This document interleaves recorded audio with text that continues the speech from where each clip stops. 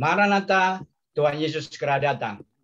Selamat berjumpa kembali dalam pertemuan kelas Bible Independent Church, Nederland, dan ITS. Terima kasih untuk setiap saudara yang sudah hadir saat ini. Saya, Peter Sukusepa dari Belanda, mengucapkan selamat datang bagi Anda, baik yang sudah hadir di Zoom maupun di FB Live. Bagi Anda yang ingin bergabung melalui Zoom, ID kami 598230282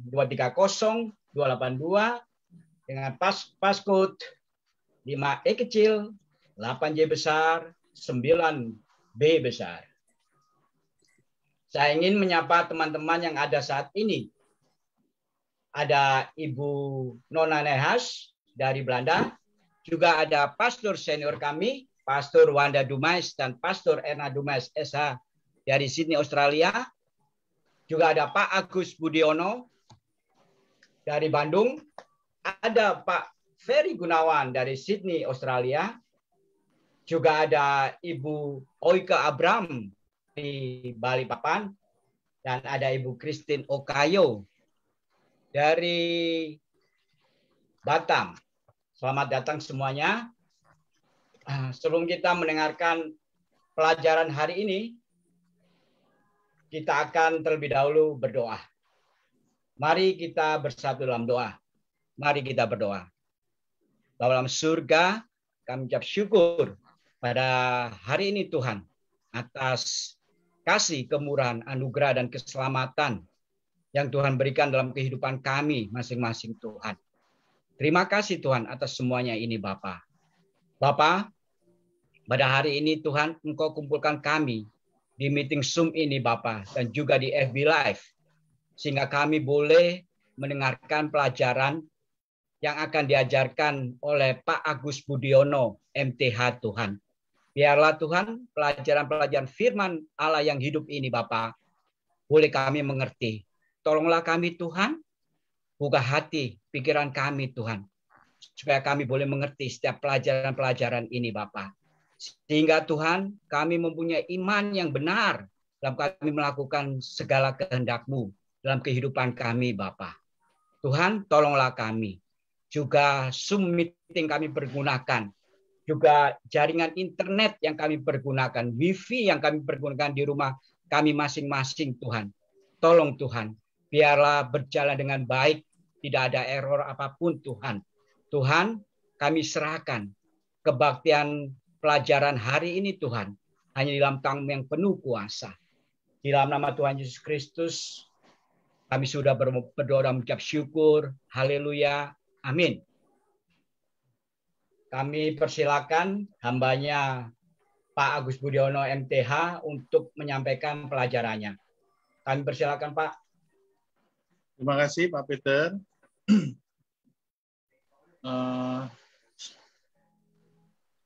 Pak Wanda boleh minta share screen-nya, Pak?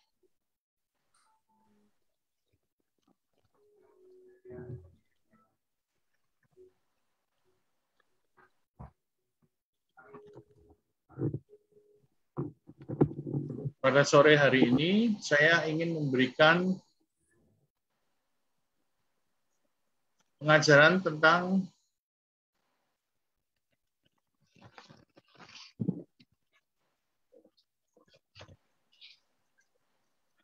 keselamatan monergistik. Tentu saja ketika kita membicarakan kehidupan beriman, kita harus memikirkan hal utama ini. Bagaimana saya bisa diselamatkan? Ini merupakan pergumulan Protestan terhadap Katolik Roma, juga lahir dari pertanyaan utama ini. Tuhan Yesus melemparkan pertanyaan penting ini di Matius 16 ayat 26. Apa gunanya seseorang memperoleh seluruh dunia tetapi kehilangan nyawanya? Dan apakah yang dapat diberikannya sebagai ganti nyawanya? Maka kalau kita lihat pertarungan yang terjadi antara Protestan dan Roma Katolik berada di topik keselamatan. Saya berharap Anda juga memikirkan ini. Bukankah hidup kita hanya sebentar saja? Yakobus 4 ayat 14 berkata, sedang kamu tidak tahu apa yang akan terjadi besok. Apakah arti hidupmu? Hidupmu itu sama seperti uap yang sebentar saja kelihatan lalu lenyap. Menurut Yakobus, hidup kita ini hanya seperti uap. Sebentar kita ada, besok mungkin tidak ada lagi. Ini bukan menyatakan sebuah keputusasaan, tetapi menyatakan bahwa hidup ini sangat berharga, tetapi juga singkat. Apakah kita sudah memutuskan hal terbaik untuk keselamatan kita? Pengajaran terbaik mengenai keselamatan adalah pengajaran dari Agustin, yaitu keselamatan orang berdosa hanya terjadi oleh karena kasih karunia Allah semata-mata, by grace alone. Agustin menulis buku yang terkenal yang berjudul The Confession of Saint Augustine. Di dalam buku ini, Agustin menuliskan pergumulannya sebagai seorang manusia. Agustin tidak pernah bisa mengusahakan hal yang paling penting dalam hidupnya, yaitu keselamatan. Saya kutipkan tulisan Agustin dalam buku halaman 102 di buku yang saya maksudkan. Oh, how shall we obtain salvation? But from thy hand, remaking what it made. Atau bagaimana kami bisa memperoleh keselamatan, tapi hanya dari tanganmu saja yang membuat kembali apa yang sudah dijadikan. Pelagius yang tidak setuju dengan pengajaran Agustin mengenai keselamatan hanya datang dari kasih karunia Allah, by grace alone. Memunculkan pengajaran baru yang menyatakan bahwa kalau Allah mau kita diselamatkan, maka kita harus mengusahakan keselamatan itu. Menurut Pelagius, kita tidak boleh berdiam diri, tetapi kita harus meraih keselamatan itu dengan segenap kekuatan kita. Lalu, mana yang akan kita pilih dari dua pandangan keselamatan ini? Satu, apakah pandangan Agustin, saved by grace alone? Yang kedua, apakah pandangan Pelagius, saved by the works? Mungkin ada yang berpikir, oh bagus juga kalau kedua pandangan ini kita pakai secara bersamaan. Pikiran inilah yang mendasari pandangan Gereja Roma Katolik mengenai keselamatan. Gereja Roma Katolik tidak menggunakan pandangan Pelagius murni, melainkan mengembangkan pandangan tersebut yang disebut dengan semi-Pelagius atau semi-Pelagian. Apa itu semi-Pelagian? Pandangan yang percaya bahwa keselamatan itu muncul dari anugerah Allah dan juga oleh usaha manusia. Bukankah banyak yang menyerang Gereja Roma Katolik? Tetapi sampai hari ini, mereka tetap memegang pandangan Gereja Roma Katolik terkait dengan keselamatan. Ajaran dengan konsep sinergistik atau manusia bekerja sama dengan Allah untuk mendapatkan keselamatan tidak bisa dibenarkan. Ajaran sinergistik akan selalu memasukkan tuntutan-tuntutan hukum Allah sebagai syarat yang harus dilakukan untuk keselamatan manusia. Contoh utama, kamu tidak bisa diselamatkan tanpa kamu melakukan Sabat hari ke-7, konsep Adventis. Sampai kapanpun, Adventis akan menyangkal bahwa menurut mereka, Yesuslah yang menyelamatkan hidup mereka. Tetapi, praktek yang mereka jalankan berdasarkan ajaran yang mereka percayai adalah melakukan Sabat hari ke-7 adalah segala-galanya. Lalu, apa yang Anda percaya mengenai keselamatan? Saya ingin Anda memikirkannya dengan sungguh-sungguh. Apakah Anda selamatkan oleh kasih karunia Allah, by grace alone? Apakah Anda selamatkan oleh usaha Anda sendiri, by man works? Apakah Anda diselamatkan oleh campuran atau mix atau sinergisme antara kasih karunia Allah dan kehendak bebasmu sendiri, sinergistik? Tapi saya ingin mengingatkan hal ini. Kasih karunia Allah yang bisa diusahakan oleh manusia, itu tidak pernah bisa disebut kasih karunia Allah. Kasih karunia Allah, grace by God, hanya datang melalui kehendak dan keinginan Allah saja. Allah memberikan kasih karunia-Nya, melampaui siapa diri kita dan bukan berdasarkan perbuatan kita. Unmerited favor. Periksalah pengajaran Paulus mengenai hal ini. Roma 9 ayat 15-16. Sebab ia berfirman pada Musa, aku akan menaruh belas kasihan kepada siapa aku mau menaruh belas kasihan, dan aku mau bermurah hati kepada siapa aku mau bermurah hati. Jadi hal itu tidak tergantung pada kehendak orang atau usaha orang, tetapi kepada kemurahan hati Allah. Kasih karunia Allah tidak tergantung pada manusia, tetapi tergantung pada Allah saja. Itu sebabnya disebut dengan kasih karunia Allah. Maka dengan mantap kita berkata, salvation by grace of God alone. Roma 9 sampai 15-16 dapat disimpulkan. Yang pertama, Allah mempunyai kedaulatannya. Yang kedua, Allah bisa berbelas kasihan kepadamu. Tiga, Allah bisa tidak berbelas kasihan kepada orang lain.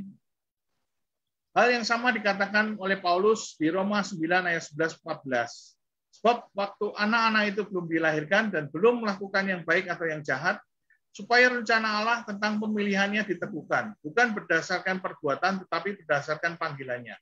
Dikatakan kepada Ribka, anak yang tua akan menjadi hamba anak yang muda. Seperti ada tertulis, aku mengasihi Yakub, tetapi membenci Esau. Jika demikian, apakah yang hendak kita katakan? Apakah Allah tidak adil? Mustahil.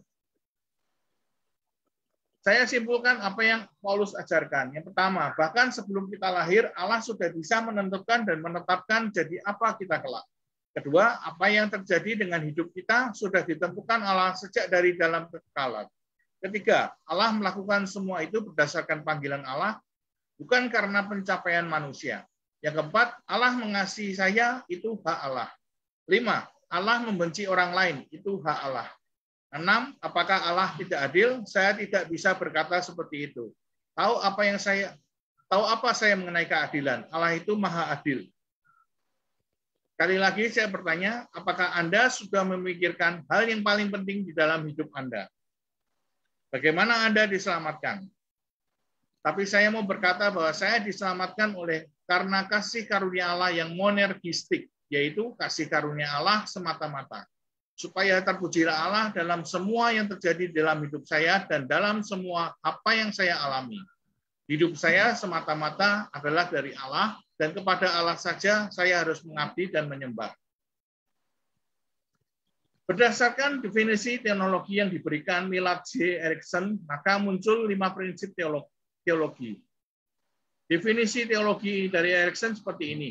Ilmu yang berusaha untuk memberikan pernyataan yang jelas dari pengajaran-pengajaran iman Kristen berdasarkan Alkitab, lalu ditempatkan dalam konteks budaya secara umum, dijelaskan dalam idiom kontemporer, dan mempunyai kaitan dengan isu-isu kehidupan.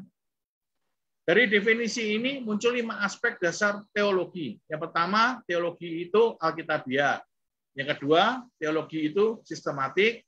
Yang ketiga, teologi itu berhubungan dengan aspek budaya dan pembelajaran. Yang keempat, teologi itu bersifat kontemporer. Dan yang kelima, teologi itu bersifat praktis, prinsip berteologi membangun praktek beriman.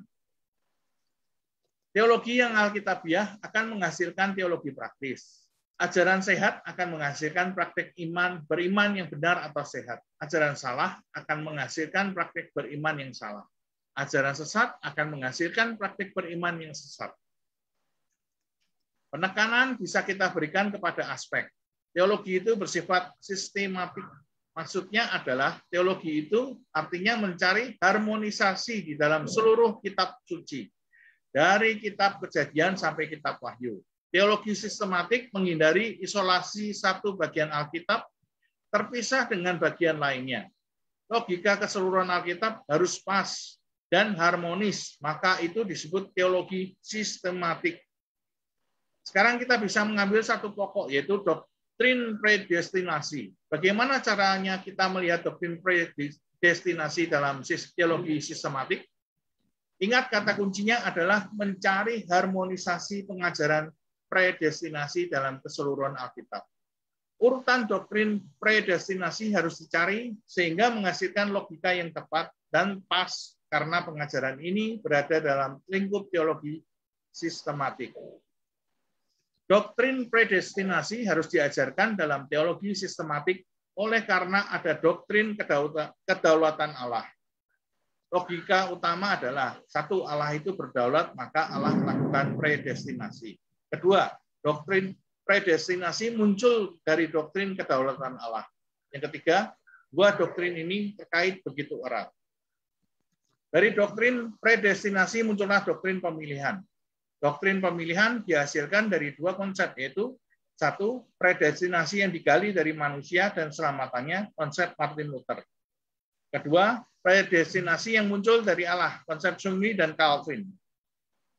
Menurut Gerhardus Voss dalam Reform Dogmatik halaman 88, Zwingli telah menggali doktrin predestinasi dari doktrin mengenai providence atau decree Allah, tapi mirip panteisme. Sedangkan Calvin menyatakan bahwa predestinasi itu berarti Allah di dalam segala sesuatu. Ciptaan itu tidak ada artinya. Seberapa pentingnya ciptaan itu? Ciptaan harus tetap tunduk pada Allah dan ciptaan itu harus melayani Allah. Barang siapa menolak doktrin predestinasi, maka mereka juga menolak doktrin kedaulatan Allah. Konsekuensinya adalah pengajaran mereka akan error atau sesat. Doktrin predestinasi juga berhubungan erat dengan doktrin kejatuhan manusia. Kedua doktrin ini juga terkait erat. Kita tidak bisa menolak yang satu lalu menerima yang lain. Menolak salah satu doktrin ini maka artinya menolak kedua-duanya. Kita bisa membangun argumen ini. Yang pertama, apakah keselamatan manusia itu tergantung pada Allah? Yang kedua, apakah keselamatan manusia itu tergantung pada manusia sendiri? Apabila kita memilih argumen nomor 1, maka kita akan menerima doktrin predestinasi. Argumen nomor 1 dibangun oleh Agustin yang mempercayai bahwa anugerah Allah adalah sumber satu-satunya keselamatan, monergism. Argumen ini dipercayai Martin Luther, Zwingli, dan John Calvin. Bila kita memilih argumen nomor 2, maka kita percaya pada ajaran Pelagius, yaitu manusia mampu memutuskan bagi dirinya sendiri untuk keselamatannya. Keselamatan tergantung usaha manusia. Jadi kita percaya pada ajaran Erasmus bahwa manusia yang sudah jatuh dalam dosa membutuhkan anugerah Allah. Tapi manusia itu harus meresponi anugerah Allah itu. Sinergisme. Allah bekerja sama dengan manusia. Ajaran Pelagius dipercaya oleh Desiderius Erasmus dan diteruskan oleh Jacob Arminius. Argumen nomor 2 sebenarnya tidak mempercayai predestinasi kalau kita menggunakan teori Gerhardus Voss. Tetapi kelompok argumen nomor 2 merasa mereka mempercayai predestinasi. Oleh karena memang doktrin predestinasi ada di dalam Alkitab. Tapi predestinasi yang mereka anut bukan absolut predestinasi. Apa yang dimaksud dengan predestinasi? Gerhardus Voss memberikan pendapatnya. Predestinasi adalah penetapan awal kepada tujuan akhir tertentu. Karena itu, predestinasi menyatakan akhir dari sebuah peristiwa secara lengkap. Predestinasi dilihat dalam 2 hal. 1, election atau pemilihan. Yang kedua, reprobation atau tidak dipilih, maka masuk dalam kebinasaan. Maka bila kita berbicara mengenai doktrin pemilihan, kita akan berbicara tentang doktrin predestinasi. Roma 8 ayat 28 sampai 29, kita tahu sekarang bahwa Allah turut bekerja dalam segala sesuatu yang mendatangkan kebaikan bagi mereka yang mengasihi Dia, yaitu bagi mereka yang terpanggil sesuai dengan rencana Allah. Sebab semua orang yang dipilihnya dari semula, mereka yang juga ditentukannya dari semula untuk menjadi serupa dengan gambaran anaknya, supaya ia anaknya itu menjadi yang sulung di antara banyak saudara. Paulus mengatakan, Allah turut bekerja dalam segala sesuatu kepada orang yang mengasihi Allah. 1, orang yang mengasihi Allah adalah orang yang dipanggil oleh Allah. Yang kedua, orang yang dipanggil oleh Allah adalah orang yang telah dipilih. Yang ketiga, orang yang telah dipilih adalah orang yang telah ditentukan.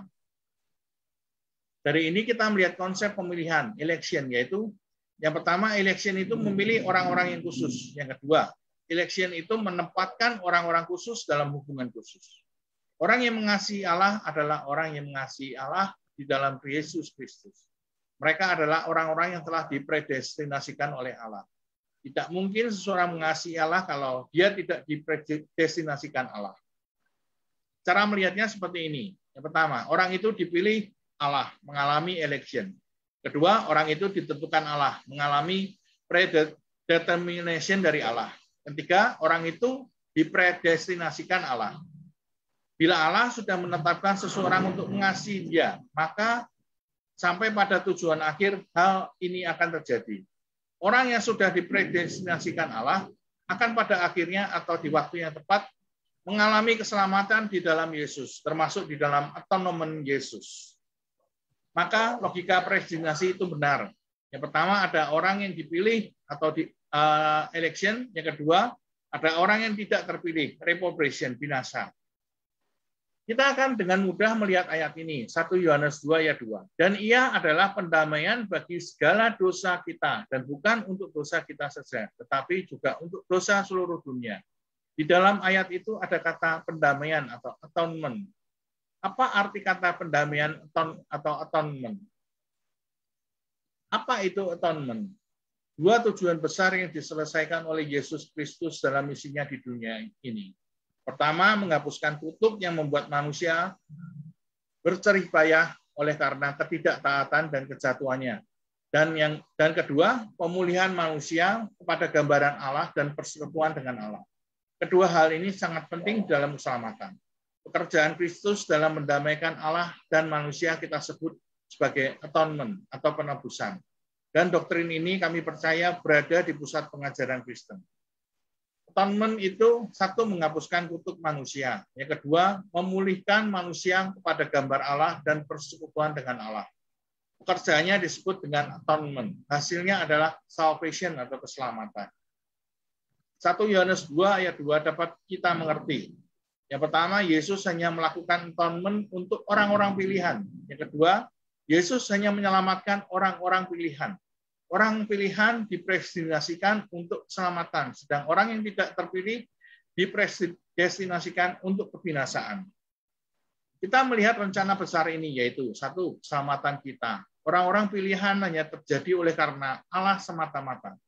Yang kedua, keselamatan manusia tidak bisa diusahakan manusia atau terjadi oleh karena kerjasama manusia dengan Allah, sinergisme. Kita mengerti bahwa anugerah Allah yang menyelamatkan kita adalah anugerah atau kasih karunia yang monergistik.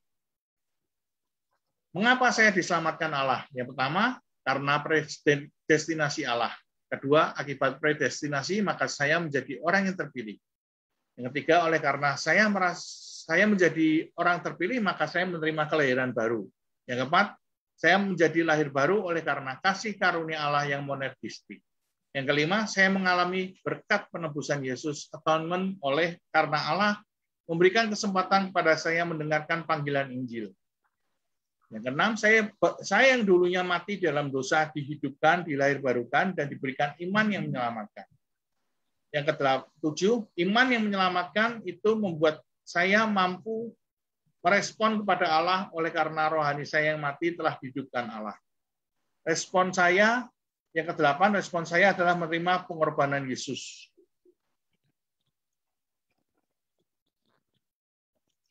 Satu Yohanes 2 ayat 2 tidak akan pernah terjadi kepada semua orang. Mengapa? Yang pertama, Yesus tidak pernah mati bagi orang-orang yang tidak terpilih. Yang kedua, Yesus Kristus hanya melakukan atonement pada orang-orang pilihan. Buktinya apa? Yang pertama, hari ini banyak orang yang tidak terpilih itu ada di neraka, reprobation. Yang kedua, kalau atonement Yesus telah terjadi dalam hidup mereka, maka mereka tidak mungkin ada di neraka. Yang ketiga, atonement Yesus tidak akan terjadi sia-sia. Untuk apa Yesus mati bagi orang yang menolak Dia atau tidak mau mengalami atonement itu, atau tidak pernah terpilih untuk keselamatan. Ayat-ayat Alkitab yang lain juga pasti dengan mudah ditafsirkan apabila kita mengerti sistematik teologi ini.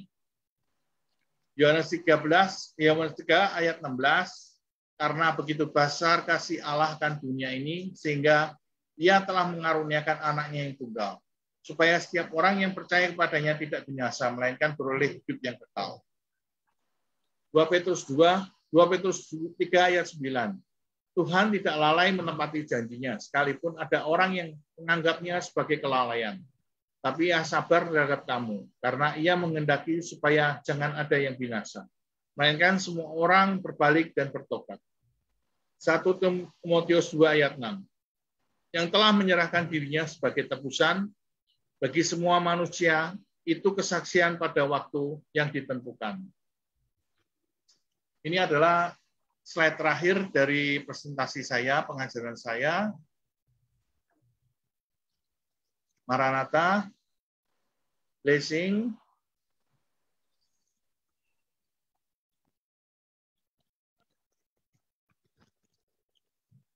Mungkin setelah ini kita bisa sharing tentang topik yang kita ajarkan ini, keselamatan monergistik. Mungkin ada pertanyaan dari yang ingin ditanyakan tentang keselamatan monergistik ini.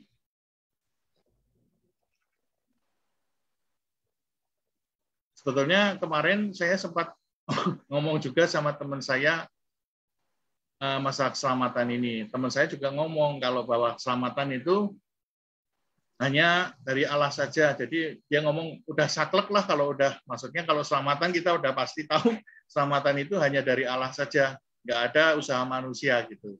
Makanya saya ngomong, tapi kan Ci, itu kan ada, maksudnya kan makanya ada pandangan yang saved by grace alone dan yang satu by man works, jadi sinergism. Jadi Allah bekerja, kita meresponi. Itu kemarin saya sempat terjadi ada obrolan dikit lah antara saya dan teman saya. Mungkin yang lain mungkin ada pertanyaan. Kita bisa diskusikan di sini mengenai keselamatan monergistik ini. Saya mau tanya ke teman-teman, sebelum mendengar ini tentang keselamatan, kan ada dua, monergistik dan sinergistik ini. Sebelumnya Anda sudah pernah mendengar belum bahwa keselamatan itu seperti itu? Atau selama ini di gereja saudara nggak pernah diajarin tentang keselamatan, bagaimana prosesnya gitu? Bagaimana? Coba saya tanya ke Pak Peter coba. Ya, terima kasih Bu Erna. Ini baru saya dengar dari khotbahnya Bu Erna juga pada waktu itu, dan pengajaran Pak Agus ini memang saya baru dengar ini bahwa keselamatan itu ada dua, monergistik dan sinergetik. Dan ini saya baru mengerti bahwa keselamatan itu kita diselamatkan oleh kasih karunia Allah yang monergistik. Jadi ini saya baru mengerti hari ini. Ya, waktu bukan hari ini, waktu itu juga Bu Erna, Pastor Erna pernah khotbah tentang ini.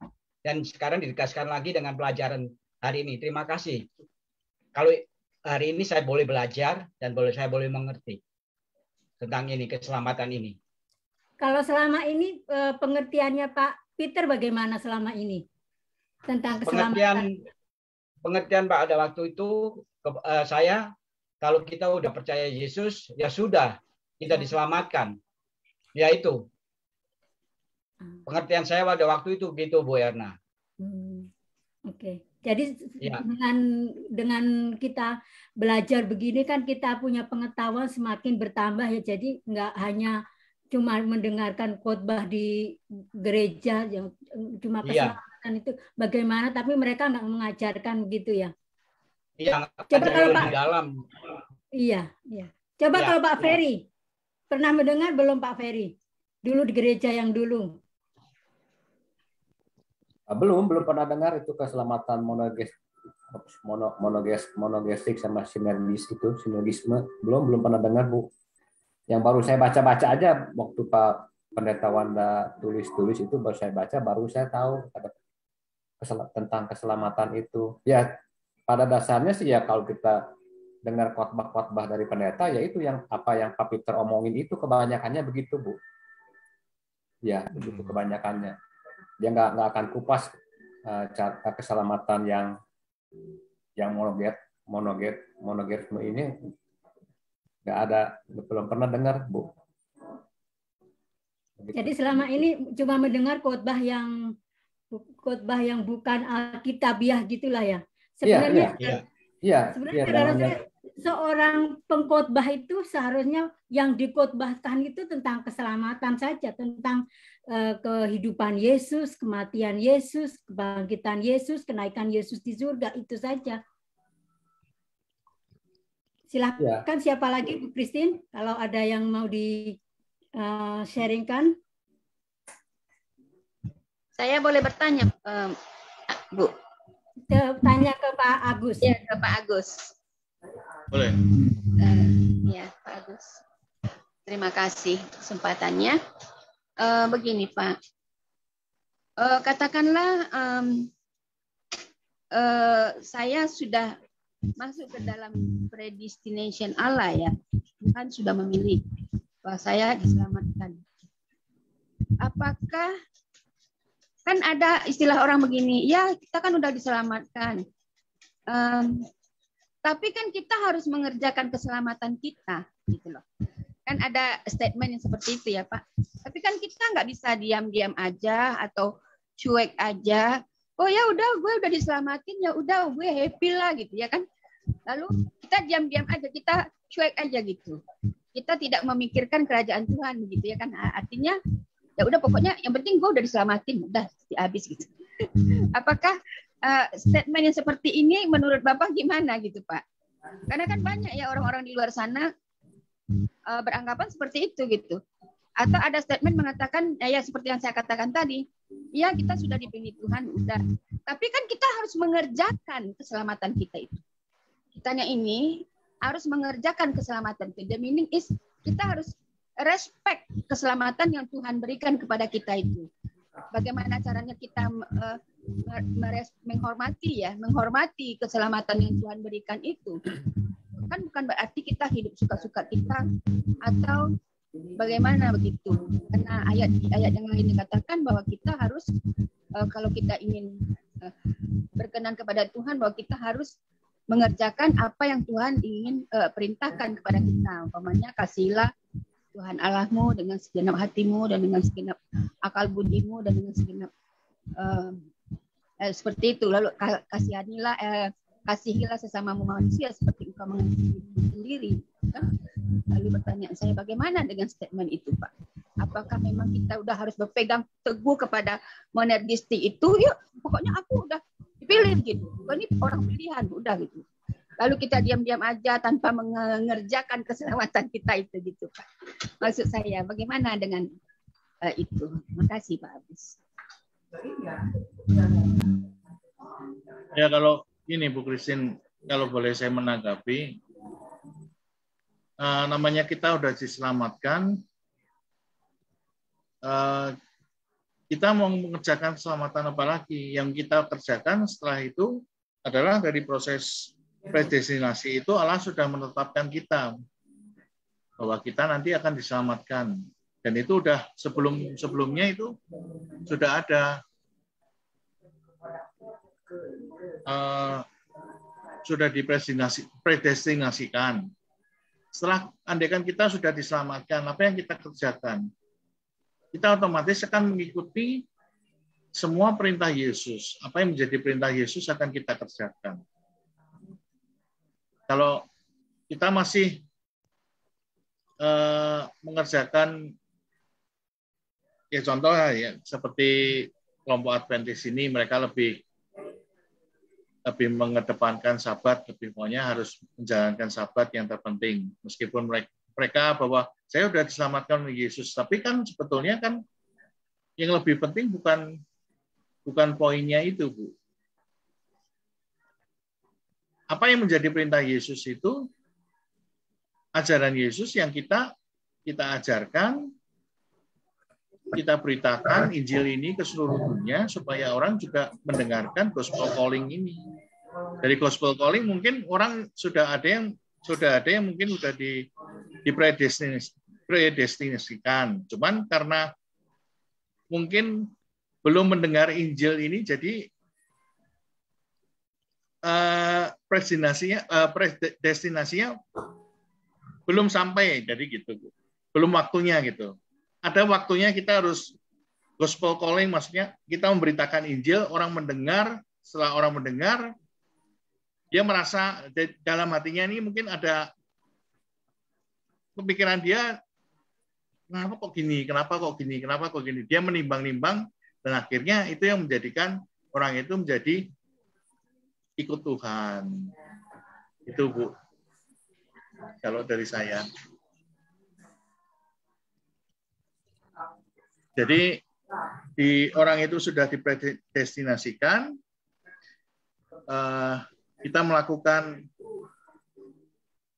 ajaran Yesus itu memberitakan Injil, dan Injil itu diterima, orang menerima yang orang sebelumnya belum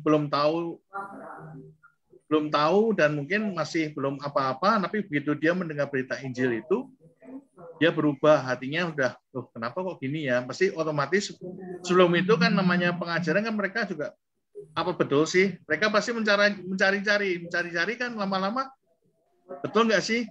cari ini, aku ketemu ini, cari ini. Jadinya akhirnya mereka dan jadi mantap dan gospel calling itu bekerja gitu, Bu. Itu Bu Christine. Pak, jadi dalam hal ini Tuhan tidak pernah gagal ya Pak dalam setiap rencananya ya Pak ya. Ya, kalau sudah dipredestinasikan oleh Allah, sekarang saya sudah dipredestinasikan oleh Allah. Saya contoh gini, kalau misalkan saya juga tidak mungkin di waktu yang akan datang saya akan saya mau gara-gara mungkin gini, gara-gara jabatan misalkan. Kamu harus nggak bisa loh kalau Kristen nggak bisa jabatannya nggak bisa naik. Kamu harus ganti kamu harus agamanya harus ini baru bisa kamu mencapai puncaknya hitungannya jabatan yang tertinggi misalkan. Saya kira mungkin saya tidak akan melepaskan hal itu untuk jabatan. Karena jabatan itu kan cuma sementara ya Bu, berapa anggap aja 5 tahun, 10 tahun. Tapi setelah saya mati itu sampai kekal. Jadi lebih baik saya kekal itu yang saya pegang gitu Bu, daripada yang 10 tahun gitu. Kalau menurut saya gitu. Jadi kalau sudah dipredestinasikan Allah, nggak mungkin lah saya bakal istilahnya, oh ya nanti gampang lah, saya lepasin yang ini video itu nanti saya balik lagi, nggak mungkin gitu, nggak mungkin. Pasti otomatis orang itu bakal pegang erat gitu Bu, nggak mungkin lah sampai. Contoh Ibu Christine, misalkan saya tanya Ibu Christine mau melepaskan itu, melepaskan Yesus barang sedetik pun enggak mungkin. Nggak mungkin, nggak mau kan? Nah itu seperti itu Bu. Jadi ya, pasti nggak mungkin meleset dan nggak mungkin gagal. Cuman kalau memang ada orang yang belum mendengar gospel calling, memang belum saatnya, meskipun dia udah dipredestinasikan, cuman mungkin karena dia belum mendengarkan Injil yang diberitakan, ya mungkin belum terjadi gospel calling gitu Bu. Tinggal tunggu waktu aja sih sebetulnya. Gitu Bu. Pak Agus. Ya. Saya pernah dengar ya ada pendeta khotbah. Dia bilang begini, kalau misalnya satu orang di dalam keluarga kata gitu percaya Tuhan, maka anggota-anggota keluarganya diselamatkan, begitu Pak Agus. Khotbahnya saya pernah dengar begitu. Itu bagaimana ya, saya pikir jadi keselamatan yang bagaimana itu, jadi maksudnya keselamatan yang berkorporasi begitu Pak Agus, atau masa satu orang percaya semua diselamatkan? Saya pernah dengar itu khotbah itu tuh, pendeta ngomong begitu. Kalau menurut bisa saya dengar penjelasan dari Pak Agus bagaimana itu Pak? Gini, Pak Bani. Karena dari saya sendiri, dari keluarga saya sendiri nih Pak. Dulu papa mama saya hitungannya tidak beragama lah. Kami anak-anak disekolahkan di sekolah Katolik. Adik saya tiga orang ini termasuk orang yang alim lah, bukan baung Pak. Jadi adik saya ini rajin gitu kan, mau ke gereja rajin. Mama saya juga rajin.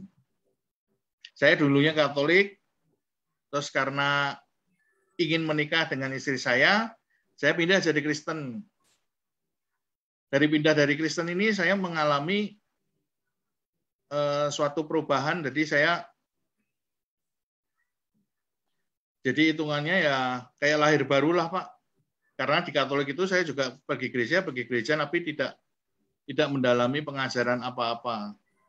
Jadi saya lahir baru itu dari pelajaran dari gereja saya di Kristen itu, ada retret, saya lahir baru di situ.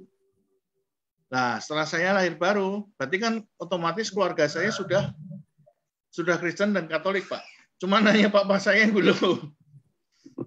Berarti kan kalau ini kan sama kan dengan yang itu, Pak Ferry. Misalkan satu keluarga ada satu orang percaya, maka satu keluarga diselamatkan. Ya. Ternyata kan papa saya belum mengakui, belum percaya Tuhan Yesus. Saya pun udah ngomong, maksudnya ngomong ke papa saya juga, maksudnya gini, papa ini sekarang agamanya apa, maksudnya. Saya ngomong, nanti kalau misalkan meninggal, apakah gimana, maksudnya, apakah papa tuh, apakah hidupnya bakal diselamatkan apa enggak. Tapi karena papa saya itu kan orangnya dari Buddha, ya dibilang Buddha bukan, Konghucu juga ya Konghucu, jadi masih ada kepercayaan yang dulu gitu loh. Jadi untuk mempengaruhi papa saya ini mungkin ya butuh waktu, di samping kita juga sering berdoa, saya juga berdoa. Suatu saat itu papa saya juga maulah mengakui Tuhan Yesus itu sebagai juru selamat. Cuman yang belum ini ya untuk pewartaan Injilnya memang belum sih. Jadi jadi masalah ini saya juga bingungnya gini. Siapa yang akan mewartakan berita Injil ini, yang mau mengajar papa saya gitu loh. Kalau cuman papa saya sudah tahu, anak-anaknya pada Katolik, pada Kristen gitu, udah tahu.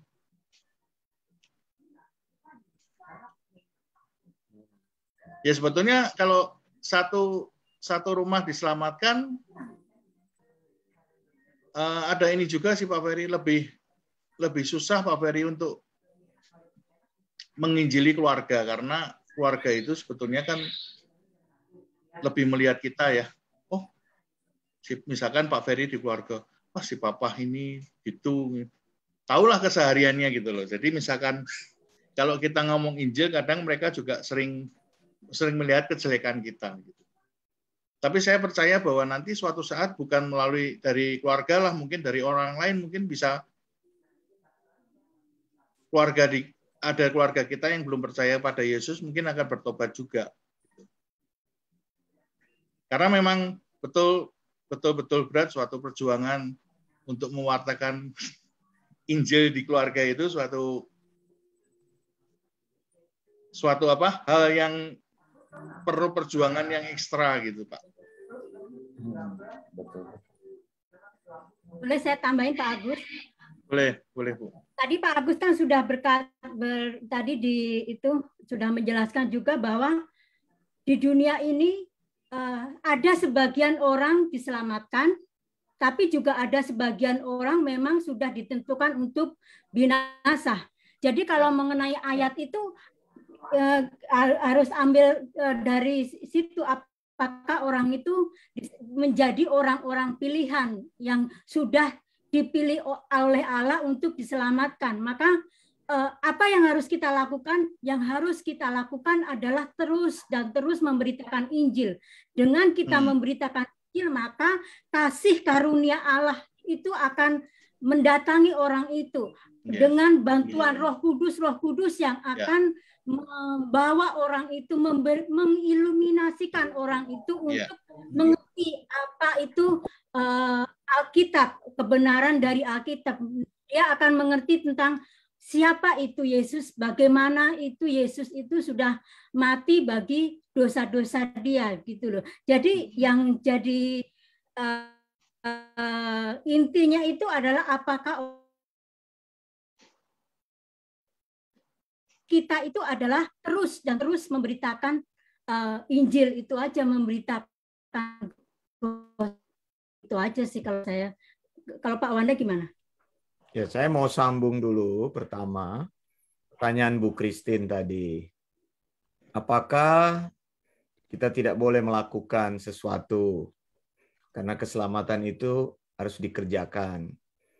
Nah, itu adalah proses kedua gitu. Tadi proses keselamatan itu yang pertama itu memang dikerjakan oleh Allah. Bukan kita yang melakukannya, tapi sesudah kita diselamatkan, kita hidup di dalam iman itu yang namanya hidup beriman.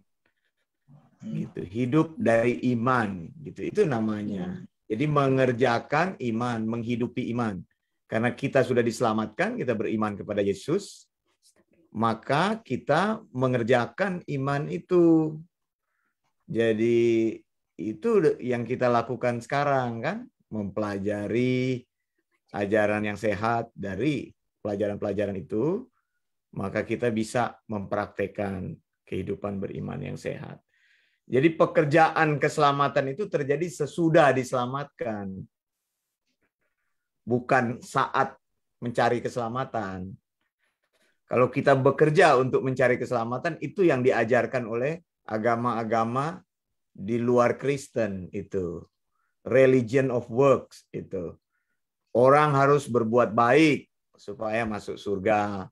Orang harus bersedekah supaya masuk surga. Orang harus pergi bertapa di Gunung Kawi. Orang harus percaya kepada opo-opo. Orang harus jadi majelis supaya diselamatkan. Banyak orang begitu belum diselamatkan, mereka ikut pemilihan majelis begitu supaya mereka terikut dalam program keselamatan. Pikiran mereka seperti itu. Maka orang yang jadi majelis itu kadang-kadang dia bayar orang, bukan kadang-kadang, memang jalan gitu saya lihat. Ya hidupnya nggak benar. Saya sudah bilang kan, masih kumpul kebo begitu. Bahkan kemarin kok kumpul kebonya kumpul di mana begitu. Ada pertanyaan kan? Ya kumpul di itu, di kandang. Begitu kan. Jadi hidupnya nggak beres gitu. Dia ikut pemilihan majelis supaya dia terpilih, dia bayar orang. Begitu. Jadi penatua, jadi samas. Mereka nggak ngerti jadi penatua atau samas itu apa.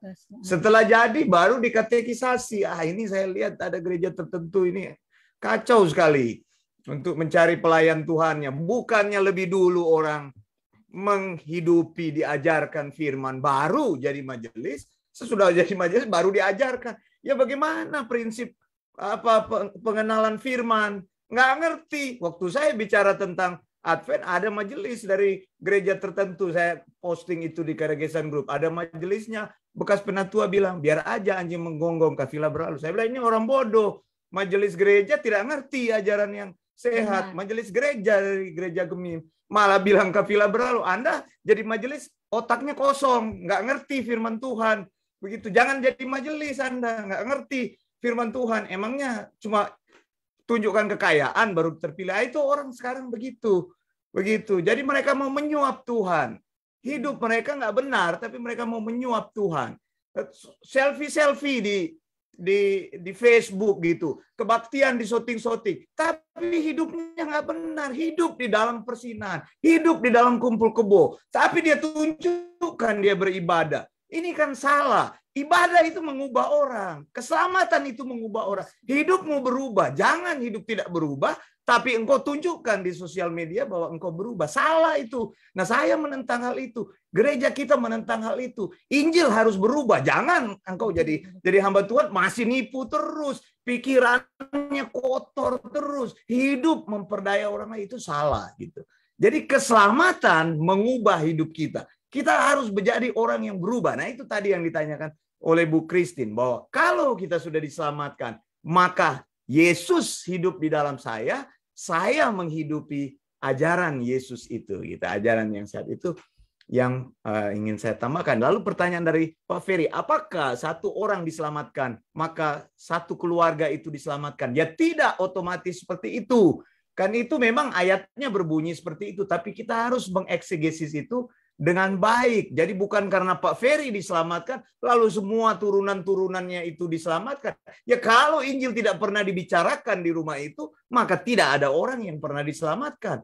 Injil lah yang akan membuat orang diselamatkan. Kasih karunia Allah dinyatakan, tapi Injil, gospel calling itu tadi sudah disinggung-singgung. Harus diberitakan. Sampai kapanpun orang tidak pernah bertobat kalau kita tidak pernah memberitakan Injil. Jadi ini tugas kita kan, ketika kita beritakan ajaran yang sehat, maka orang mendengar ajaran yang sehat, maka orang akan hidup di dalam ajaran yang sehat itu. Jadi dua hal, ada internal work, ada external work. Jadi Tuhan bekerja melalui penginjil. Tapi ingat baik-baik, kalau sudah terima, kalau Tuhan memilih, maka Injil itu akan dibawa oleh Tuhan kepada orang itu dengan cara apapun. Ingat Lydia, ya kan? Lydia yang dari Tiatira itu, dia tinggal di Tiatira, tapi kok dia datang ke Makedonia. Itu Tiatira ke Makedonia 430 km jauhnya. Kenapa dia tidak beribadah saja di Tiatira? Tapi di Tiatira ada Paulus menunggu untuk memberitakan Injil. Ternyata memang dia diselamatkan. Jadi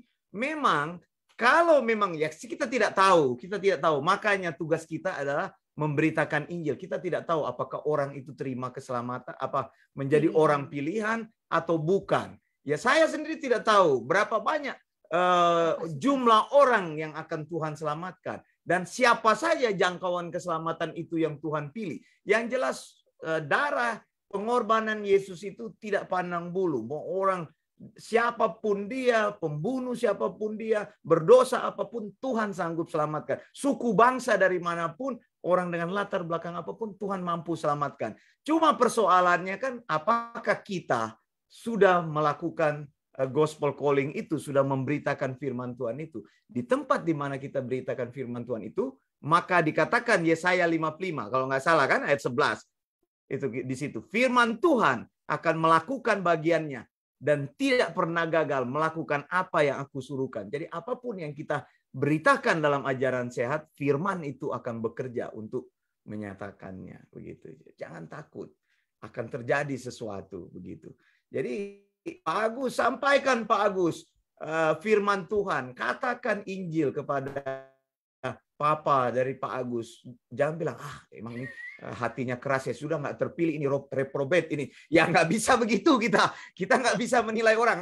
Ini orang memang kepala batu, bebal ini dulu sudah dengar ajaran sehat, keluar dari ajaran sehat, fitnah pendeta Wanda ya. Tidak bisa begitu juga ya. Memang kamu masuk neraka, memang kalian yang keluar dari ajaran sehat, memang calon penghuni neraka ya. Tidak seperti itu. Saya tidak mengatakan seperti itu. Ya providensia Allah mereka keluar dari sini. Tapi urusan keselamatan ya saya tidak tahu begitu. Saya tahu memberitakan Injil itu adalah tugas kita. Begitu. Jadi Pak Ferry ya, sampaikan Pak Ferry. Kalau kita tidak sampaikan, maka ajaran yang sehat itu tidak terjadi kepada mereka. Mungkin sudah dengar firman, tapi ajaran yang kacau-kacau yang mereka dengarkan.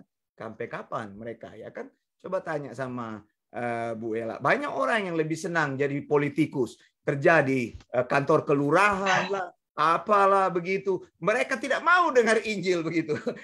Mereka tidak mau terlibat dalam pelayanan. Ya itu pilihan mereka sendiri. Begitu hidup ini kan memilih, tapi tugas kita adalah memberitakan Injil supaya mereka bisa memilih yang terbaik begitu. Begitu sih dari saya. Silakan teman-teman yang lain, masih ada kesempatan.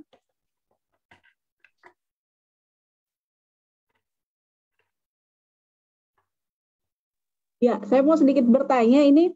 Nah, bagaimana dengan orang-orang yang notabene-nya memang dia tidak mengenal Kristus sama sekali, tidak pernah mendengar, bahkan sudah berbalik dari mungkin awalnya dia Kristen lalu dia berbalik. Pada saat dia mau mati, biasanya orang-orang terdekat, keluarga-keluarga ini berbondong-bondong minta pendeta datang doakan supaya dia terima Yesus, supaya untuk diselamatkan. Nah, itu bagaimana tanggapan kita dalam ajaran sehat ini, Pastor?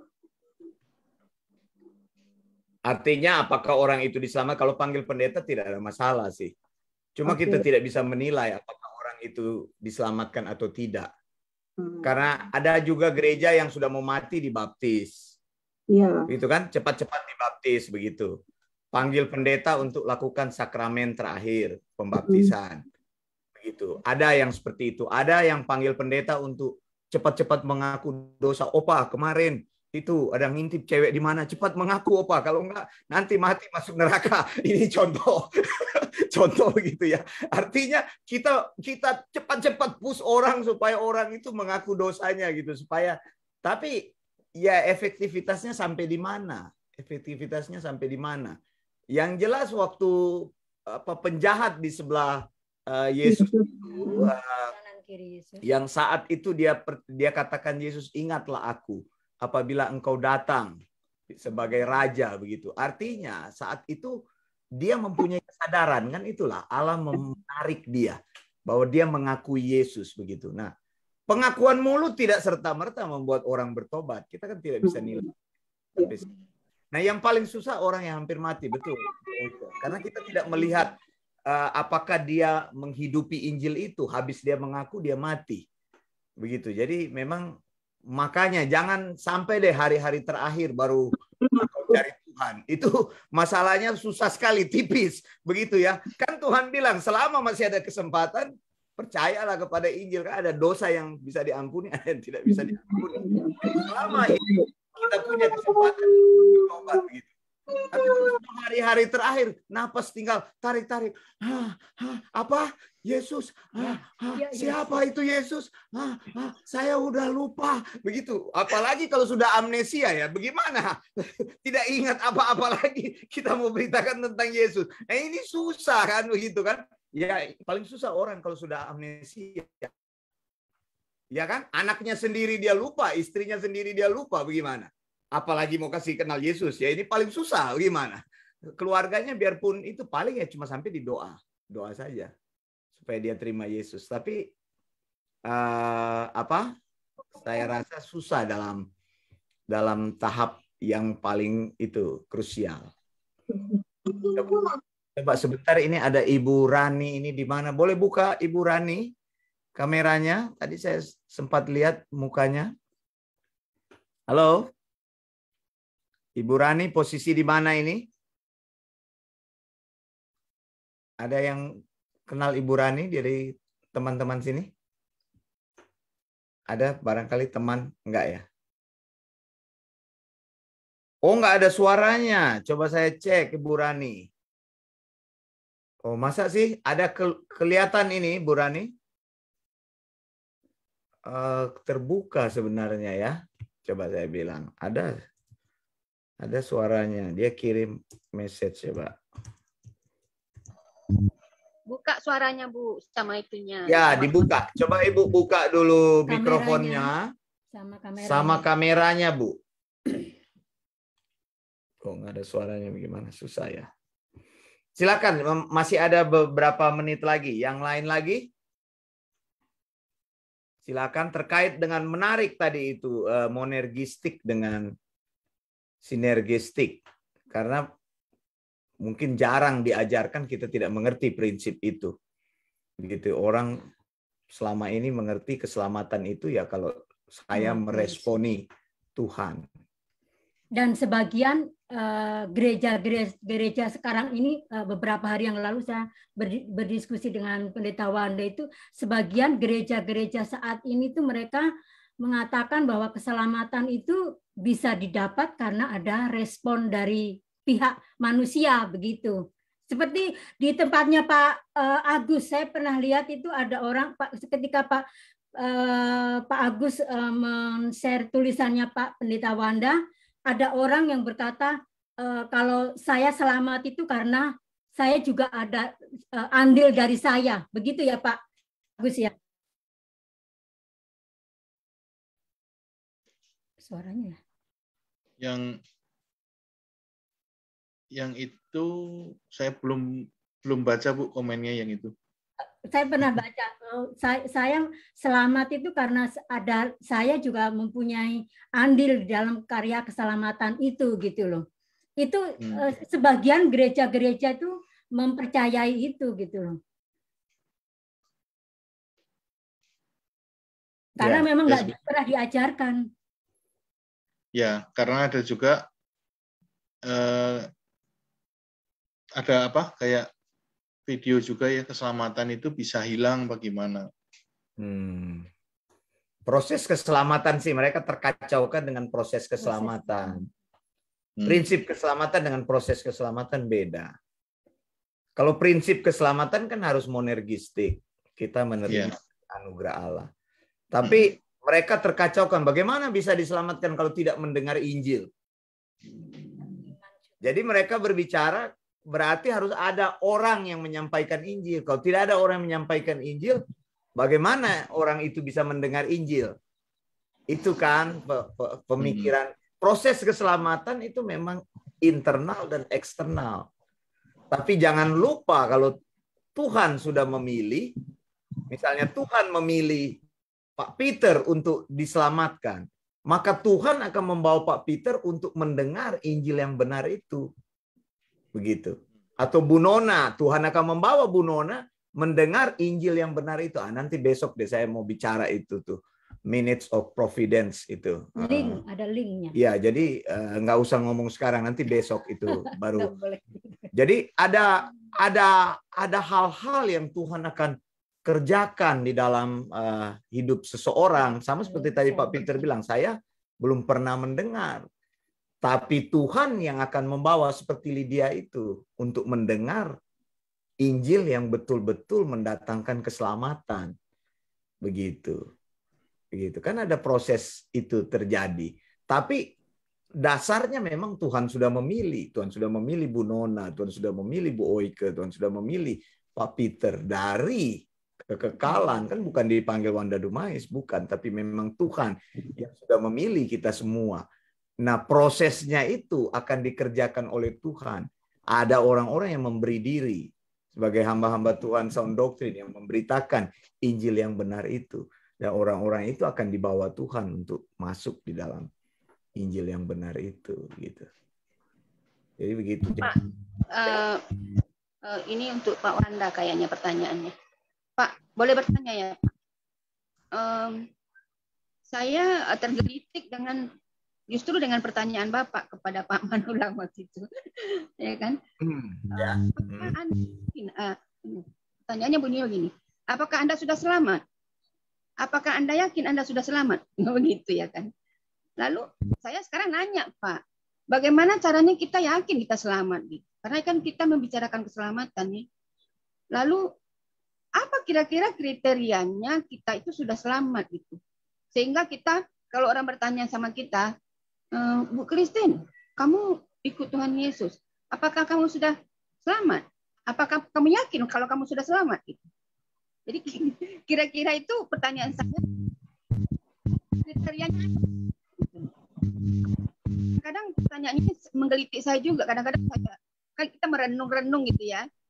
Apakah seperti yang kita buka sekarang ini pembicaraan kita tentang keselamatan? Apa itu keselamatan? Kalau saya udah tahu tadi ya predestinasi Tuhan yang memilih kita. Tapi apakah kita yakin kita selamat? Apakah kita sudah selamat gitu? Makasih. Jadi Bu nih.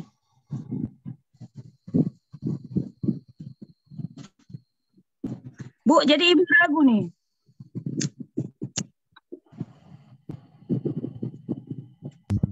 Ya, Bu. Jadi Ibu Christine ragu. Saya tahu saya sudah selamat karena saya percaya Tuhan Yesus. Oh, aku pikir Ibu Christine tanya ini karena Ibu Christine ragu. Kan kadang-kadang kan itu juga tadi. Kadang-kadang kalau saya tahu saya sudah selamat dan kalau ya saya yakin saya sudah selamat. Karena saya mengikut Tuhan yang benar. Berarti kalau Ibu Christine bisa jawab orang bertanya, apakah Anda sudah selamat atau tidak? Ibu Christine pasti tahu jawabannya. Ibu Christine harus bisa menjawab. Saya tahu kalau kita mengikut Tuhan Yesus, percaya Tuhan, kita pasti selamat. Nah, kadang-kadang Ibu Christine tadi tanya kan, kadang-kadang nggak yakin. Nah, sekarang tanya balik, ini pertanyaan gimana? Saya tergelitik dengan pertanyaan ini gitu. Saya tergelitik dengan pertanyaan ini. Apakah kamu yakin selamat itu loh. Itu loh, Bu. Karena begini kan ada dua seperti tadi, pengajaran itu akan menghasilkan praktik hidup beriman. Nah, kalau kita mempunyai konsep bahwa keselamatan itu adalah anugerah Allah, kalau Allah menyelamatkan saya oleh anugerahnya, maka Allah akan menjaga saya dengan anugerahnya sampai pada kekekalan nanti. Jadi ketika kita ditanya, apakah Anda yakin Anda sudah selamat? Saya yakin 100% saya diselamatkan. Dan saya yakin saya mati, saya akan langsung masuk surga. Nah, tapi orang yang mempunyai konsep keselamatan yang kedua, yang disampaikan tadi dari Pelagian, semi-Pelagian itu dan Armenian mengajarkan keselamatan itu adalah anugerah Allah, tapi diresponi oleh manusia. Makanya namanya sinergistik. Sinergi kan antara Allah dan manusia. Nah, persoalannya dia akan terus pikir-pikir, kalau saya tidak hidup dengan benar, maka sewaktu-waktu saya akan mengalami ancaman dalam keselamatan saya. Dan saya tidak mempunyai kepastian bahwa saya akan terus selamat apabila saya tidak menjaga kekudusan hidup saya. Maka orang masuk gereja pakai baju putih-putih. Itu di GPDI. Coba lihat, pakai baju putih-putih semua orang. Karena supaya kudus, begitu. Kekudusan diukur dengan baju. Begitu. Baju putihnya ya, kalau nggak ada nodanya ya bagus, harus dipakai by clean supaya bersih, begitu kan. Itu bajunya ya, kalau ada nodanya kelihatan baju putih begitu. Jadi baju putih-putih begitu. Nah, mereka selalu kekudusannya akhirnya diukur ya. Pendapat dari Erastus Sabdono, kamu harus suci, benar. Kamu harus menjadi apa itu? Sempurna dalam kekudusan. Mana ada manusia yang bisa menjadi sempurna? Dan saya mau katakan bahwa kita itu akan tetap berbuat dosa, akan tetap jatuh di dalam dosa. Karena memang kita tidak mampu akan menjadi orang yang 100% suci selama kita hidup di dunia ini.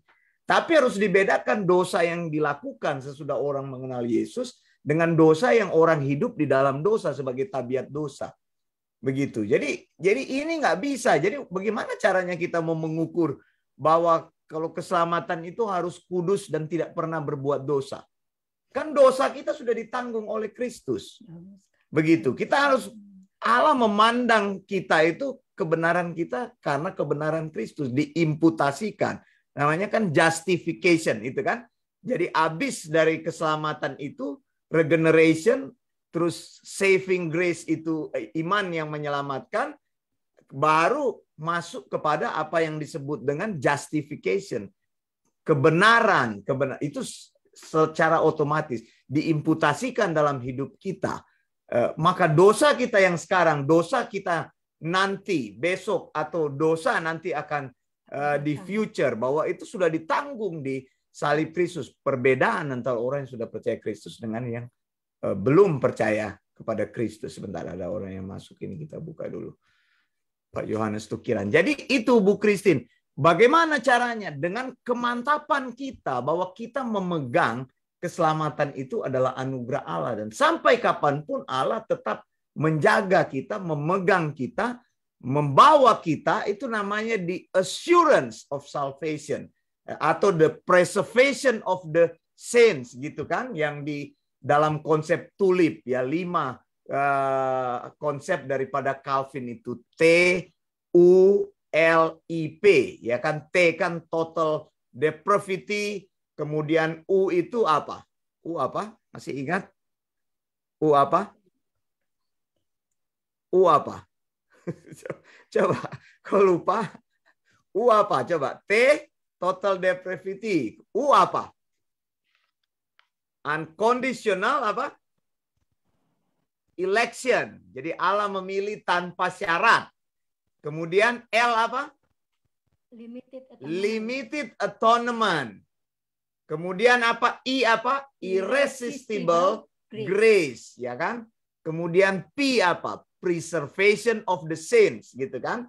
Itu ingat baik-baik. Ini konsep ini bergulir, melembaga ini. 5 konsep ini, prinsip ini adalah sebuah teologi yang besar. Begitu. Jadi Allah akan terus menyelamatkan kita. Jadi punya keyakinan itu ya Bu Christine ya. Tidak ada keraguan karena konsep monergistik. Itulah konsep monergistik memberikan kepada kita kepastian. Nah, kalau kita sudah pasti, apalagi yang harus kita takuti di dunia ini? Bukankah keselamatan itu satu-satunya yang paling besar? Sesudah diselamatkan, kita tidak ada lagi masalah yang terbesar dalam hidup kita. Pak Yohanes Tukiran, silakan Pak Yohanes, buka kameranya. Dari mana? Boleh perkenalkan namanya? Apa maksudnya, dari mana Bapak tinggal? Oh, audionya belum kesambung. Silakan yang lain dulu.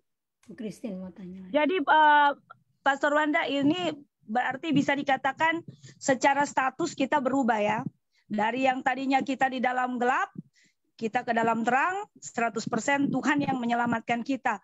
Tapi secara praktis kita harus melakukan apa yang kita sudah imani ya, bahwa kita ini sudah diselamatkan oleh Tuhan. Secara praktis itu ya. Sehingga kalau kayak tadi saya dengar Erastus mungkin bicara tentang kekudusan, sebenarnya secara praktis itu kita melakukan iman yang kita sebenarnya sudah terima dari Tuhan ya.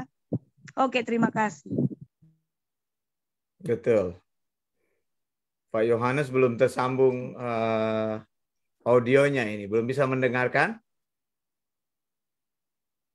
Halo Pak Yohanes. Ya, audionya di-connect dulu. Bu Christine, bagaimana? Iya Pak, jadi kan ini adalah satu kepastian bahwa Tuhan sudah mati di kayu salib untuk dosa saya dan dosa seluruh dunia, gitu ya kan? Lalu seluruh dunia Bu, sebagian orang diselamatkan, sebagian orang binasa. Ya, Tuhan sudah menyelamatkan Orang-orang saya. pilihan. Orang-orang pilihan kita adalah orang-orang. Oh iya, hanya Tidak seluruh dunia orang-orang Ibu Christine. Oke, hanya orang-orang yang dipredestination ya, hanya orang-orang yang dipredestinasi. Baik, lalu, aduh, apa yang saya mau? Oke. Kan kadang-kadang kita kalau berdoa, ya Tuhan ampunilah dosa saya gitu kan. Padahal sebenarnya kan Tuhan sudah mengampuni dosa kita. Bahkan dosa kita yang akan datang pun sudah Tuhan ampuni. Dosa asal. Oh, dosa asal ya Pak. Kita dalam kehidupan. Dosa asal dari Adam dan Hawa itu ya Pak. Sin itu. Ya kan? Ada dosa actual sin, jadi ada dua. Nah, belum saya ngomong. Oh gitu. Jadi ada original sin, ada actual sin. Begitu kan? Jadi kita itu secara original sin Tuhan sudah tebus.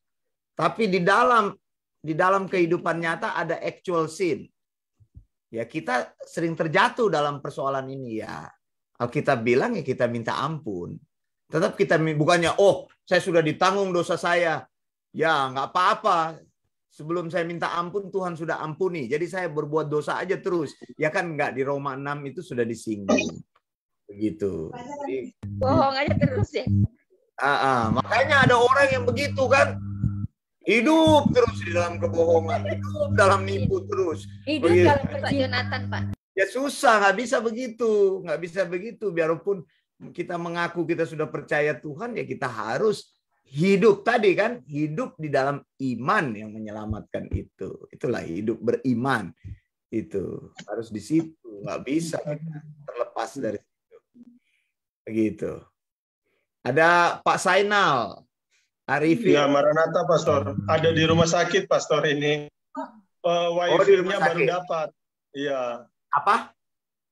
Baru dapat wifi dari rumah sakit ini. Saya pakai ini wifi rumah sakit. Gara-gara di rumah nggak ada wifi terus pergi ke rumah sakit untuk cari wifi atau gimana?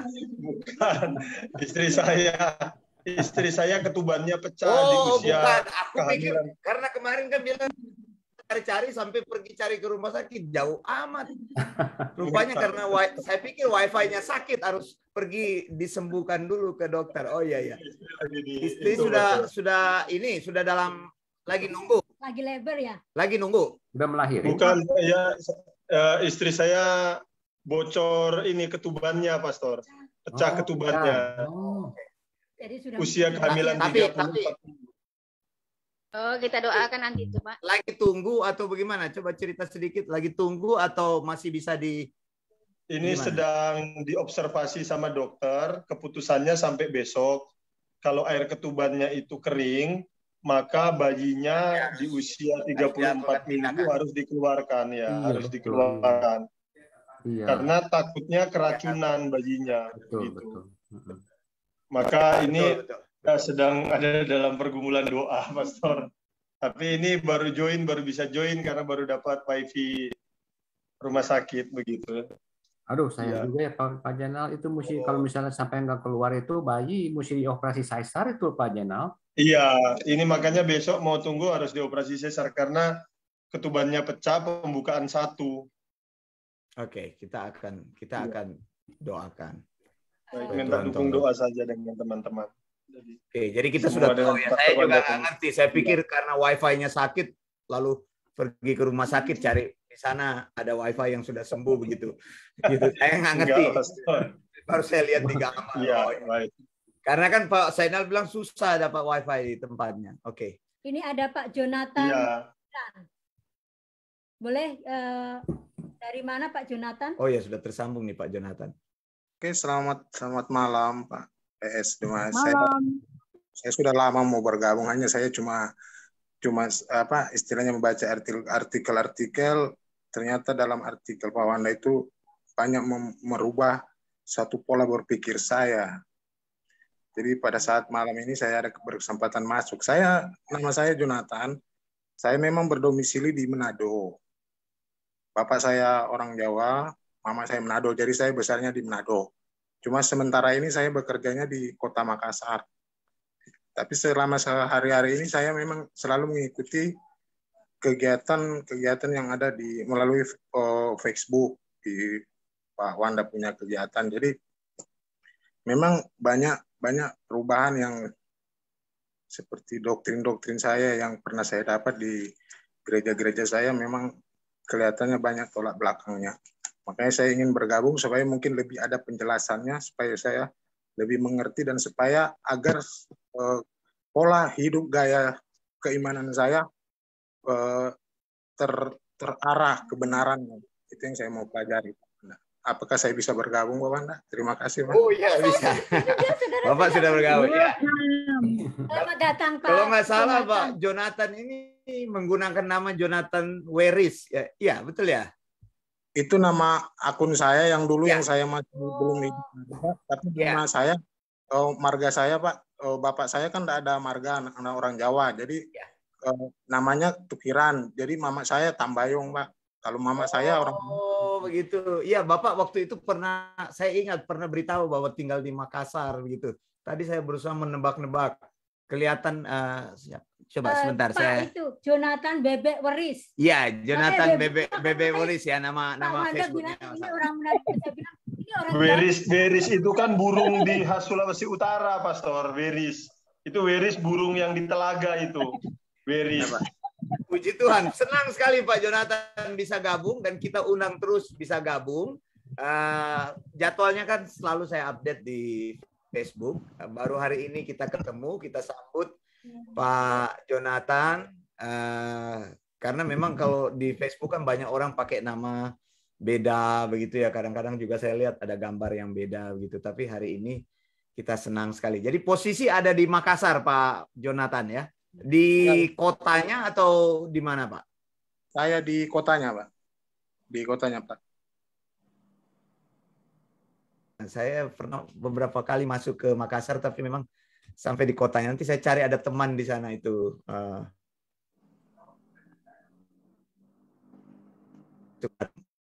Ibu-ibu, saya coba cari nama. Udah lupa juga. Terima kasih, Pak Jonathan. Koneksinya bagus? Koneksinya bagus? Tadi sempat kesulitan ya audionya. Iya Pak. Kadang kebetulan cuacanya lagi buruk di sini, hujan terus.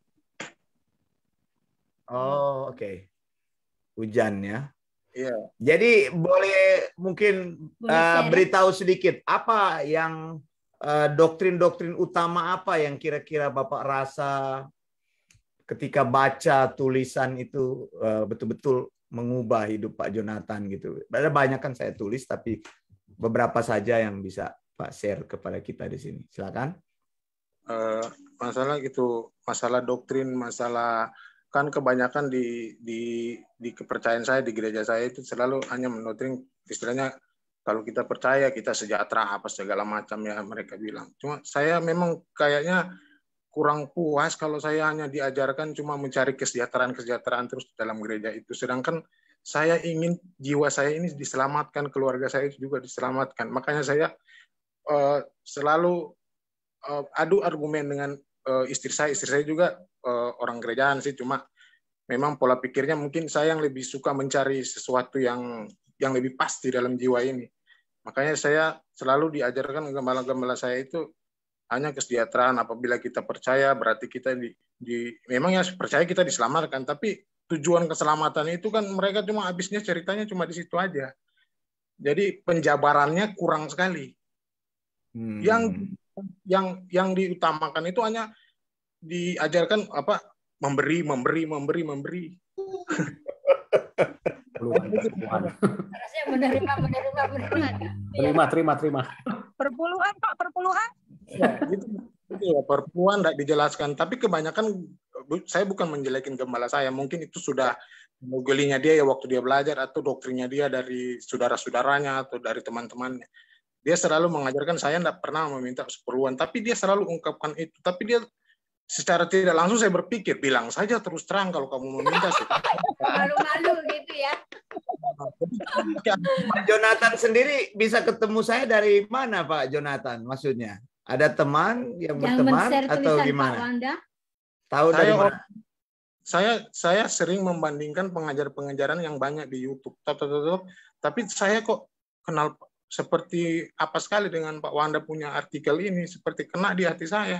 Saya mulai pelajari, saya buka. Kalau yang masalah dengan gembala-gembala lain yang kayak Philip apa itu saya sudah dalami, wah itu tidak masuk di hati saya. Maksud saya awalnya Bapak tahu kita dari mana? Dari Bapak search di YouTube atau di internet ketemu YouTube atau Bapak ada teman di Facebook? Di YouTube. Saya cari sendiri di YouTube. Oh, begitu. Bapak tahunya dari YouTube. Oh, oke. Memang dipredestinasi itu, Pastor. Ya, betul. Sudah dipredestinasikan. Ya. Jadi awalnya Bapak lihat di YouTube yang apa? Topik apa, Pak? Topik masalah ini, Pak. Masalah persepuluhan itu. Saya saya masih pakai perjanjian hidup saya ini berarti ini. Makanya itu perbandingan dari situ, akhirnya saya baca artikel lainnya, wah ini sangat, ya bisalah kalau saya mau pelajari ini. Makanya saya mau paksakan untuk bergabung. Selamat datang, Pak Jonathan. Ya, Pak. Selamat datang. Oh, selamat datang. Sama-sama. Sama-sama Pak, juga. kita punya kelas Pak tiap hari Senin, hari Kamis, hari Jumat sama Sabtu. Kita punya kelas Pak. Jadwalnya saya sudah catat semua, cuma memang saya terbeban juga masalah pekerjaan. Kalau saya sih istilahnya saya pakai sip-sipan di sini. Jadi kalau memang ada jadwalnya itu saya coba atur supaya saya bisa mengambil sip untuk supaya bisa ada pertemuan lagi ini. Iya, betul. Oh iya. Kalau hari Minggu ada ibadah, Pak. Hari Minggu Bapak bisa hari Minggu kita ada beberapa jadwal yang bisa ikut siang atau sore. Kalau pagi, siang, sore juga bisa. Karena kalau hari Minggu saya juga bingung mau kemana. Di sini banyak sih gereja, cuma saya takut lagi nanti lebih rusak lagi. Betul. Mendingan ikut ini aja Pak, bertumbuh Pak, jadi kuat. Kita senang kalau begitu puji Tuhan. Ya. Silakan kalau ada kita sambut Pak Jonathan. Teman-teman lain kalau masih ada yang akan di-sharekan, boleh ditanyakan ke Pak Agus atau Anda bisa menambahkan sesuatu. Silakan sebelum kita tutup kelas kita. Jadi Pak Jonathan ada di sini, saya perkenalkan ada Ibu Nona Nehaus dari Nederland. Kemudian ada Pak Peter Supusepa dari Nederland yang menjadi penanggung jawab di dalam kelas ini. Jadi mereka adalah kelompok BICN, Bible Independent Church dari Nederland. Itu nanti besok kebaktian BICN itu untuk Indonesia jam 2 ya, kalau di Manado ya, kalau nggak salah ya. Manado jam 3. Manado jam 3. Makassar, Pak. Iya, waktu Manado jam 3. Apakah Makassar sama dengan Manado? Nanti dicek jamnya. Itu dari BICN. Kemudian ada Pak Agus Budiono, MTH, yang hari ini berbicara. Dia ada di Bandung, tinggal di Bandung Pak Agus. Lalu ada Pak Ferry Gunawan di Sydney. Cuma dia sekarang lagi ada di San Francisco. Itu kelihatan belakangnya kan ada jembatannya. Jembatan. Ya.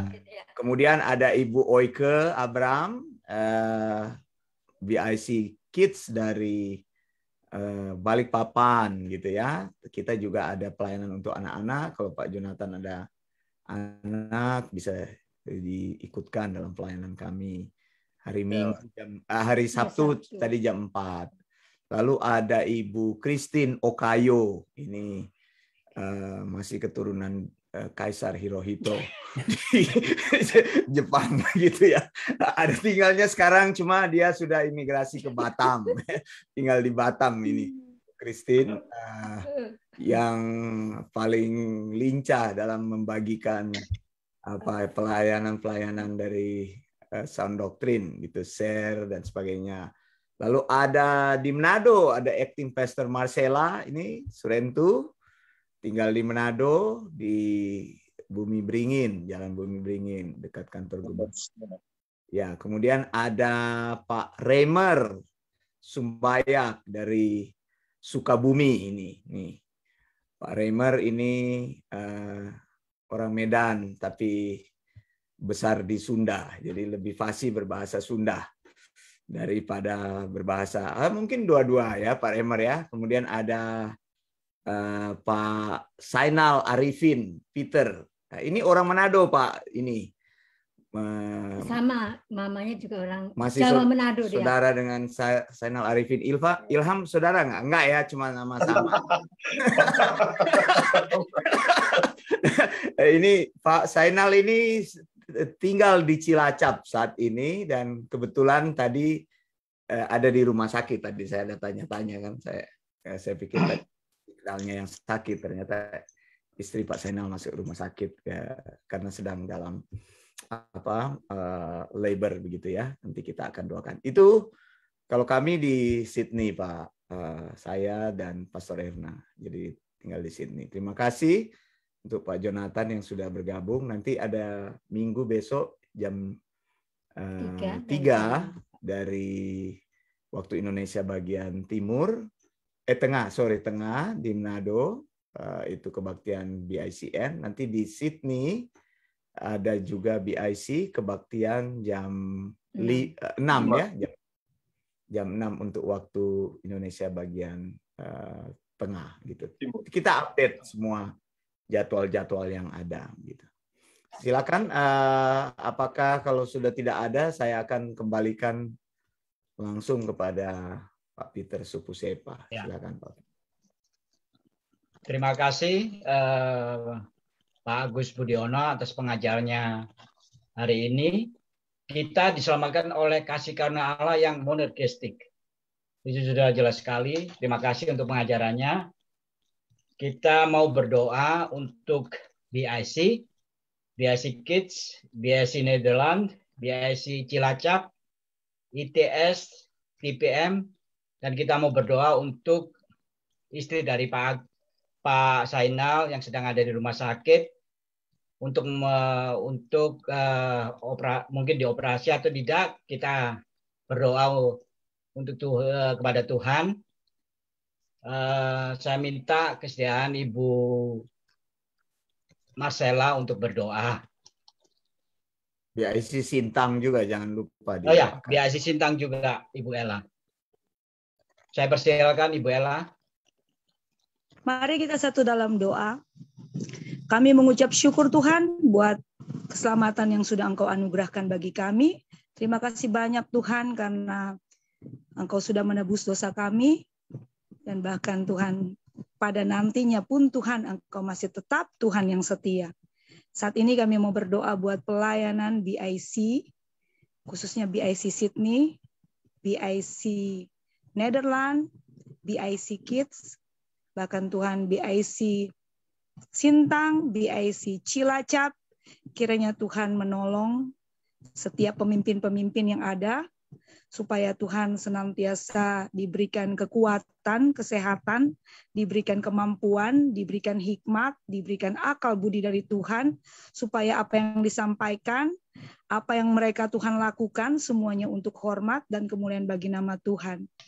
Biarlah Tuhan senantiasa para pemimpin-pemimpin dari BIC ini diberikan Tuhan hati yang melekat sungguh-sungguh pada Tuhan, diberikan Tuhan hati yang penuh tanggung jawab di hadapan Tuhan, bahkan diberikan hati yang terbeban untuk bisa menjangkau sebanyak mungkin orang, sehingga pengajaran sound doctrine atau pengajaran Alkitabiah ini, pengajaran yang sehat ini bisa sampai ke mana saja Tuhan, ke seluruh muka bumi ini. Kami serahkan Tuhan pelayanan besok, pelayanan dari setiap BIC, khususnya BIC Sydney, BIC Nederland, BIC Sintang, Cilacap, kiranya Tuhan menolong sehingga semua bisa berjalan baik dan lancar. Kami rindu banyak orang yang sungguh-sungguh Tuhan kirimkan yang membutuhkan pelayanan untuk besok hari. Kami rindu banyak orang yang bertobat lewat pelayanan besok hari Tuhan. Kami minta Tuhan Engkau memelihara dan menjaga, memberikan hikmat kepada para pemimpin yang akan memberitakan kebenaran firman Tuhan.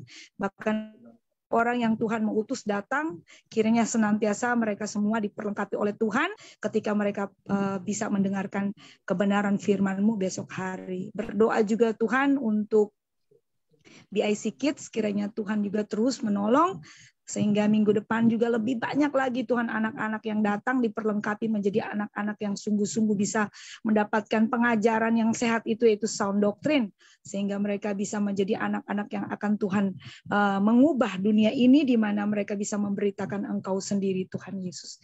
Berdoa juga Tuhan buat pelayanan TPM setiap hari Selasa, pelayanan doa, kiranya Tuhan menolong supaya hamba diberikan kemampuan untuk bisa Tuhan menjadi pendoa yang sungguh-sungguh militan di dalam Tuhan, dan Tuhan Engkau yang akan membawa banyak orang datang untuk mau berdoa.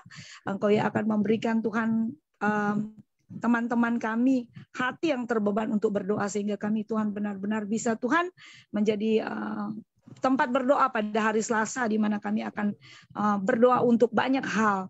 Berdoa juga Tuhan Yesus buat pengajaran atau kuliah kami ITS, Eleos Theological School, setiap hari Senin, hari Kamis, Jumat, dan Sabtu. Kiranya Tuhan tolong supaya apa yang disampaikan, apa yang kami pelajari, Tuhan tolong supaya itu benar-benar datangnya dari Tuhan. Dan kami benar-benar bisa Tuhan membawa setiap hal ini untuk menjangkau banyak orang. Tuhan tolong biar lewat pengajaran dari ITS kami sungguh-sungguh diperlengkapi. Terutama Tuhan berikan kekuatan, hikmat, akal budi bijaksana kepada pemimpin kami, Pastor Wanda dan Pastor Erna, supaya apa yang mereka Tuhan dapatkan dari Tuhan bisa Tuhan benar-benar di-delivery kepada kami sebagai mahasiswa. Tuhan, terima kasih, kami sangat bersyukur, bahkan kami mau berdoa besok hari akan ada Tuhan mungkin dialog ataupun Tuhan dengan orang-orang Advent, Tuhan, Advent hari ke-7 akan ada mungkin debat atau dialog, hamba berdoa satu hal, muliakanlah nama-Mu Tuhan lewat dialog ini, supaya apa yang disampaikan, kebenaran itu akan memerdekakan setiap orang.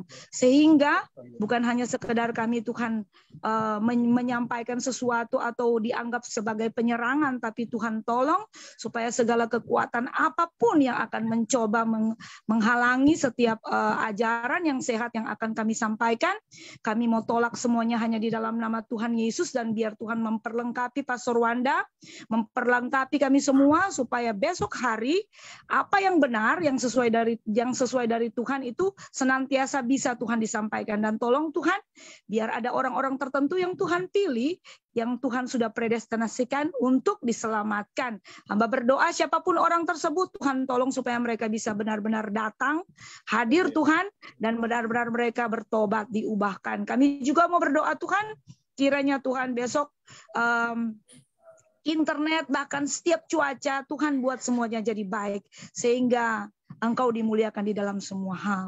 Kami juga mau berdoa buat istri daripada Pak Sainal, yang saat ini sementara ada di rumah sakit. Tuhan, kami berseru kepadamu, Tuhan tolong campur tangan, supaya Tuhan baby yang ada di dalam kandungan bisa Tuhan dilahirkan dengan baik. Kami minta Allah turut bekerja di dalam semuanya. Engkau memakai Tuhan para dokter, para tim medis, supaya apapun yang paling baik, yang terbaik yang Tuhan mau itu akan terjadi di dalam kehidupan istri daripada Pak Sainal. Tuhan mencukupi segala keperluan dan kebutuhan, Tuhan yang menjaga dan memelihara, bahkan sampai pada selesainya nanti Tuhanlah satu-satunya yang menolong. Terima kasih Tuhan. Terpuji namamu, di dalam nama Tuhan Yesus Kristus kami berdoa dan mengucap syukur. Haleluya. Amin. Amin. Amin. Puji Tuhan. Terima kasih Ibu Ella atas doanya. Kita masih ada beberapa pengumuman. Ibadah pertemuan jemaat BIC Nederland kita diadakan pada hari Minggu besok pukul 8 pagi waktu Belanda atau pukul 2 siang WIB. Juga ada ibadah pertemuan jemaat pada hari Minggu BIC Sydney tetap diadakan pukul 11 pagi waktu Belanda atau pukul 5 sore WIB. Dan untuk pelajaran atau kelas ITS dan TPM, Anda bisa melihat flyer yang kita bagikan di FB. Ibadah kita sudah selesai. Sebelum kita mengakhiri ibadah kita, saya minta kesediaan Ibu Erna, Pastor Erna Dumais untuk berdoa untuk kita. Silakan Ibu. Mari kita berdoa. Bapak, terima kasih Tuhan kalau pada hari ini kami bisa mengikuti pengajaran yang sudah disampaikan oleh Pak Agus Budiono. Biarlah melalui pengajaran ini kami bisa tertanam lebih dalam lagi mengenal pengajaran yang sehat Tuhan. Terima kasih untuk semua yang sudah hadir, untuk Ibu Nona yang ada di Belanda, Pak Peter yang ada di Belanda, Pak Agus yang sudah menyampaikan pengajarannya hari ini, Pak Ferry, Bu Christine, Acting Pastor Marcella Surento, Pak Remer, Pak Zainal Arifin, juga Ibu Okta, serta Pak Jonathan yang pertama kali hadir di dalam pengajaran kami hari ini Tuhan. Kami menyerahkan semuanya yang sudah hadir, biarlah kami menjadi alat-Mu yang tajam doktrin dimanapun kami berada. Kami Tuhan pakai segala talenta yang kami miliki Tuhan, sehingga kami bisa terus mendengungkan, kami terus memilih terus, dan kami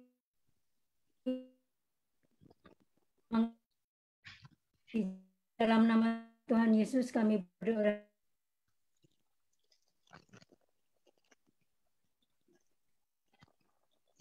Puji Tuhan, terima kasih untuk doanya Pastor Erna Dumais, SH. Pelajaran kelas kita hari ini sudah selesai. Mari kita bersama-sama mengucapkan salam Gereja Perjanjian Baru.